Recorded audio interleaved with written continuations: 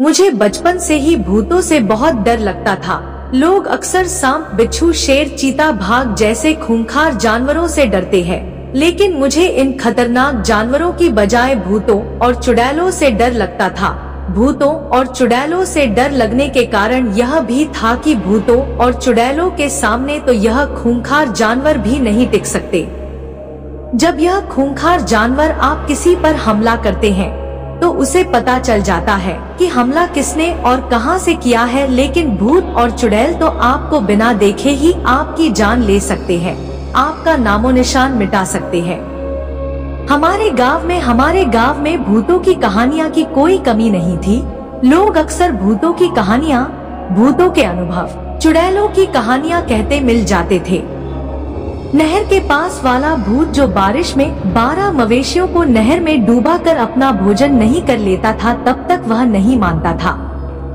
सड़क वाला भूत जो लोगों को सड़क दुर्घटना में मार देता था। कुएं वाला भूत जो कुएं के नजदीक वाली जमीन के मंजर होने का कारण था।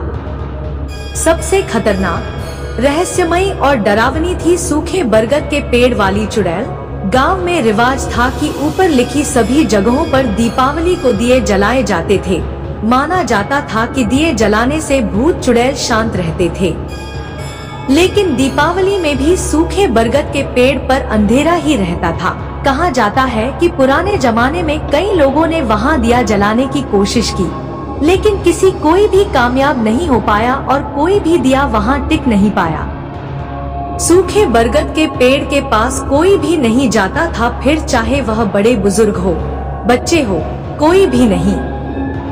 सूखे बरगद के पेड़ पर के पास सिर्फ गर्भवती महिलाएं ही जा सकती थी, जो वहां चुड़ैल का आशीर्वाद लेने जाती थी। डरावनी स्थानों के बारे में कई प्रकार की भूतिया कहानियां, चुड़ैलों की कहानियां और हजारों दंत कथाएं बना लेते हैं। वैसे ही सूखे बरगद के पेड़ वाली चुड़ैल के बारे में कई दंत कथाएं कही जाती थी कि बरगद के पेड़ वाली चुड़ैल कैसे आई, कहां से आई, कब आई। बरगद के पेड़ वाली चुड़ैल के बारे में भी बहुत चुड़ैल की कहानी मशहूर थी, लेकिन आज जो मैं चुड़ैल की कहानी बता रहा हूँ वह मुझे मेरी दादी ने सुनाई थी और मैं इसी चुड़ैल की कहानी को सच मानता हूँ। पहले जब दादी का जन्म भी नहीं हुआ था तब की बात है। हमारे गांव में एक पहलवान था जो अपनी कुश्ती के लिए बहुत प्रसिद्ध था। पहलवान का नाम बेचन दास था। पहलवान का नाम बेचन कैसे पड़ा, इसके पीछे भी एक रोचक कहानी है। पुराने जमाने में हमारे गांव के पास वाले गांव में प्रचंड वीर नाम का पहलवान बहुत मशहूर था और आसपास के 10-15 गांव में सिर्फ वह अकेला विजेता था, कोई भी उसको हरा नहीं पाता था। कहते हैं कि एक बार प्रचंड वीर पहलवान ने अपने एक मुक्के से भैंस को मार दिया था। बेचन भी बलिष्ठशाली और बहुत बलवान था, लेकिन उसे पहलवानी में कोई रुचि नहीं थी। एक दिन बेचन और प्रचंड वीर में बहस छिड़ गई। प्रचंड वीर को पहलवानी का बहुत घमंड था और वह बेचन से हाथापाई करने लगा, लेकिन पहलवानी के विपरीत बेचन ने उल्टा प्रचंड वीर को ही पीट दिया। आसपास के गांव में प्रचंड वीर और बेचन की चर्चा होने लगी। लोग कहने लगे कि अब प्रचंड वीर में पहले जितना दम नहीं रहा। प्रचंड वीर अपनी खोई हुई मान और प्रतिष्ठा वापस पाने के लिए बेचन को पहलवानी कुश्ती की चुनौती दे दी। उस जमाने में बरगद का पेड़ बहुत हरा भरा था और बरगद के पेड़ के नीचे ही दंगल प्रचंड वीर और बेचन की कुश्ती का दंगल लगा था। लोग दूर दूर से कुश्ती देखने के लिए आए थे। लोग बताते हैं कि उस दिन प्रचंड वीर और बेचन दोनों अंधाधुंध लड़े। दोपहर से शाम हो गई, लेकिन दोनों लड़ते रहे। लोग भी उनको लगातार देखते रहे। कभी बेचन का पल्ला भारी लगता तो कभी लगता कि प्रचंड वीर जीतने वाला है। अंत में सूरज डूबने से थोड़ी देर पहले पसीने और खून से लथपथ बेचैन नहीं प्रचंड वीर को दोनों हाथों से उठा बरगद के पेड़ की जड़ों में दे मारा। सूर्य छुपने के साथ ही प्रचंड वीर की पहलवानी का भी सूरज अस्त हो गया। उसके बाद गांव वाले बेचन को कंधे पर उठाकर गांव में ले आए और उसी दिन से बेचन का नाम बेचन दास पहलवान पड़ गया। उस जमाने में बहुत ही कम लोगों को बेचन दास पहलवान का असली नाम जानते थे। पहलवान की शादी त्रिलोचनी से हुई थी। त्रिलोचनी बेहद ही सुंदर और बड़े बड़े नैन नक्श वाली थी। त्रिलोचनी के रूप की चर्चा आसपास के सभी गांव में थी। कुछ लोगों ने तो त्रिलोचनी पर बुरी नजर भी डाली, लेकिन बेचन दास पहलवान के डर के कारण किसी की भी कुछ करने की हिम्मत नहीं थी। उसी बरगद के पेड़ के नीचे बेचन दास पहलवान सुबह सुबह कुश्ती और उड़ी लंबी खुद वाला खेल, जिसमें मिट्टी का छोटा टीला बनाकर उस पर कूदा जाता है, का अभ्यास करता था। त्रिलोचनी उसका साथ देती थी। दोनों में बेहद ही अटूट और गहरा प्रेम था। गांव वाले उन दोनों पर बहुत गर्व करते थे। दोनों जीवन में बहुत खुश और संतुष्ट थे। लेकिन यह खुशी ज्यादा दिन तक नहीं रही। एक दिन बेचन दास पहलवान को किसी जहरीले सांप ने काट लिया और घंटे भर में ही पहलवान का पूरा शरीर नीला पड़ ठंडा हो गया। त्रिलोचनी ने जब बेचन दास की मौत की खबर सुनी तो वह सन्न रह गई। ना उससे कुछ बोला गया, ना उससे रोया गया। उसी बरगद के पेड़ के नीचे बेचन दास पहलवान की चिता को आग के हवाले कर दिया गया। पहलवान के मरने के बाद लोगों को खुली छूट मिल गई थी। सांत्वना देने के बहाने त्रिलोचनी को लुभाने की। कुछ लोगों ने तो त्रिलोचनी को लुभाने के लिए बहुत प्रलोभन दिए, लेकिन त्रिलोचनी ने सबको करारा जवाब दिया। कई लोगों को तो सभी गांव वालों के सामने बेइज्जत भी किया। बेचन दास पहलवान के मरने के बाद भी वह उसी की थी जितना जिंदा रहते थी। लगभग 2 महीने बाद पता चला कि त्रिलोचनी गर्भवती है।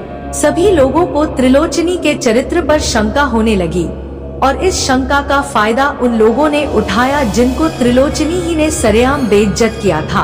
उन लोगों ने खबर फैला दी कि यह त्रिलोचनी का नाजायज बच्चा है। गांव पंचायत बैठाई गई।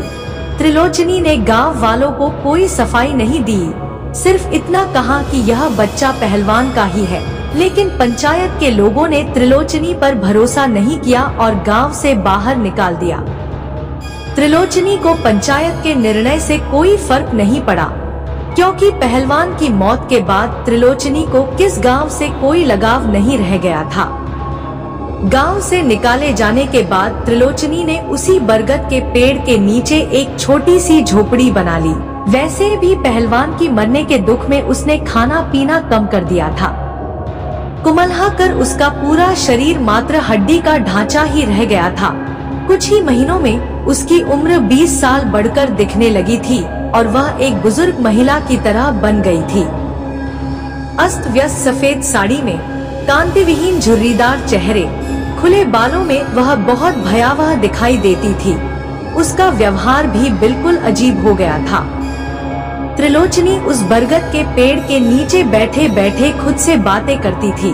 वो ये मानने लग गई थी कि उसका पति और पहलवान अब भी जिंदा है और यही बरगद के पेड़ के नीचे कुश्ती और उड़ी का अभ्यास कर रहा है। बस आप थोड़ी और कोशिश करो, आधा हाथ और कूदो, फिर आप सबको पछाड़ दोगे। आज अभ्यास में आपका मन नहीं रहा, जैसी आवाज बरगद का पेड़ के पास रात भर सुनी जा सकती थी।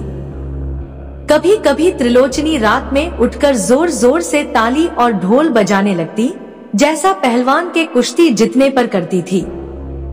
गांव वालों ने रोशनी को जीते जी भूत चुड़ैल मान लिया था। कोई भी इंसान उससे बात नहीं करता था। त्रिलोचनी ही रात के समय गांव के कुएं पर पानी भरने आती थी।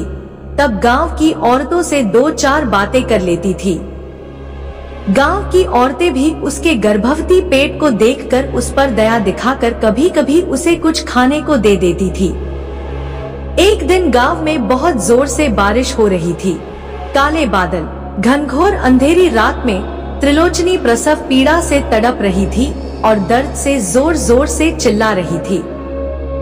तेरी रात में बिजली की चमक में, काली अंधेरी रात में बिजली की चमक से बरगद के पेड़ के नीचे बनी त्रिलोचन की झोपड़ी बहुत ही भयावह डरावनी लग रही थी। फिर भी गांव की एक औरत बहुत हिम्मत करके त्रिलोचनी के पास गई। त्रिलोचनी ने मरे हुए बच्चे को जन्म दिया था। उस औरत ने त्रिलोचनी को बताया कि बच्चा जिंदा नहीं है, मर गया है। तो त्रिलोचनी शेरनी की तरह उस औरत पर झपटी और उसके हाथ से अपना मरा हुआ बच्चा छीनते हुए बोली, नहीं, मेरा बच्चा जिंदा है, वह बस अभी सो रहा है। तुम यहाँ से भाग जाओ और मेरे बच्चे को सोने दो। त्रिलोचन इनकी त्रिलोचनी के दांत और आंखें बाहर आ गए थे, नाक और मुंह में खून उतर आया था। काली रात में चमकती बिजली की चमक से उसका चेहरा बहुत ही डरावना लग रहा था। वह औरत तुरंत वहां से भाग खड़ी हुई थी। 2 दिन तक त्रिलोचनी को किसी ने भी नहीं देखा था। बस बरगद के पेड़ के नीचे से लोरी की आवाज आती थी। फिर एक दिन त्रिलोचनी ने जरीदार रंग बिरंगी साड़ी निकाली जो उसने पहलवान से शादी करते समय पहनी थी। त्रिलोचन ने साड़ी पहनी, सारे गहने पहने और आंखें, चेहरों पर काजल लगाया और माथे पर ढेर सारा सिंदूर लगाकर कुएं पर पानी भरने आई। गांव की औरतों ने त्रिलोचनी से पूछा कि त्रिलोचनी तुम्हें क्या हो गया है, यह कैसा भेष बना रखा है तुमने। एक बुढ़िया ने हुए की जगत पर पूछा, अरे काकी, आज नन्ही के बाबा यहाँ आने वाले हैं, वह नन्ही को देखकर बहुत खुश होंगे। नन्ही? कौन नन्ही? अरे काकी, मेरी छोटी बिटिया, बहुत बदमाश है, वह पूरा दिन बस होती ही रहती है, अब इसके बाबा आएंगे तब जागेगी। इस पर बुढ़िया कुछ जवाब नहीं दे पाई, बस आंखें फाड़ कर त्रिलोचनी को देखती रही। उसी रात त्रिलोचनी ने बरगद के पेड़ के नीचे बने झोपड़े के पास एक छोटा गड्ढा खोदा और अपनी मरी हुई बिटिया को उस गड्ढे में रखकर उसके पास अपने सारे गहने और कपड़े उतार कर रख दिया और गड्ढे को मिट्टी से ढक दिया। इसके बाद त्रिलोचनी ने एक सफेद साड़ी पहनी और दूसरी सफेद साड़ी से झोपड़ी के ऊपर चढ़कर खुद को फांसी लगा ली। कहा जाता है कि किसी की भी उसे झोपड़ी के पास जाने की हिम्मत नहीं हुई और त्रिलोचनी की लाश को गिद्धों ने नोच नोच कर खा डाला। त्रिलोचनी की सफेद साड़ी के चिथड़े भी कई दिनों तक बरगद के पेड़ पर ऐसे ही लटकते रहे थे। त्रिलोचनी की मौत के साल भर बाद बरगद का पेड़ भी सूख गया था, जिसका वैज्ञानिक कारण बताया जाता है कि बरगद के पेड़ के पास वाली नहर सूख गई थी। हो सकता है पेड़ के सूखने का कारण भी वह नहर ही हो। जब गांव में जन्म के समय 1-2 बच्चों की मौत हो गई, तो लोग उसको त्रिलोचनी की घटना से जोड़ने लगे। गांव वालों ने तांत्रिक को बुलाकर बरगद के पेड़ के तने पर धागे लपेट दिए और झोपड़ी की जगह एक छोटा सा मंदिर बनवा दिया, जहां सिर्फ गर्भवती महिला ही जा सकती थी और धागा लपेटकर अपने बच्चे की सुरक्षा के लिए आशीर्वाद मांगते थी। मेरे दादाजी ने भी मेरे पिताजी के जन्म से पहले ही वहां जाकर धागे लपेटे थे और मेरी माता जी ने मेरे लिए भी ऐसा ही किया था। जब मैंने बहुत जिंदगी तब मेरी दादी ने मुझे यह कहानी सुनाई, जिसके बाद में कई रातों तक सो नहीं पाया था। आंख बंद करते ही बरगद का सूखा पेड़ और त्रिलोचनी की भयावह सूरत सामने आ जाती थी। उम्मीद है आपको बरगद के पेड़ वाली चुड़ैल की कहानी अच्छी लगी होगी। वैसे बड़े होने के बाद मैंने भूत प्रेतों पर विश्वास करना बंद कर दिया, लेकिन आज तक मेरी कभी हिम्मत नहीं हुई कि मैं उस बरगद के पेड़ को देखने जाऊं।